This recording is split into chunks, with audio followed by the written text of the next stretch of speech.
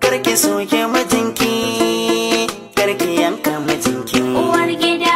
Karki kona mijinki, karki kashe mijinki.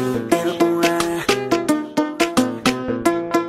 Karki kona mijinki, yar uwa. Karki kona mijinki uwar gida. Karki kashe mijinki, Uwar gida. karki yanka mijinki. Kin ji ko? Karki yanka mijinki uwar gida. Karki soke mijinki, Uwar gida. karki yanka mijinki. Uwar gida.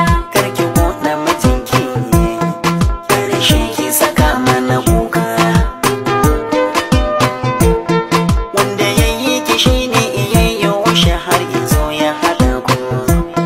Kauna ta saka ku ka zama ta da miji kuma ga ku.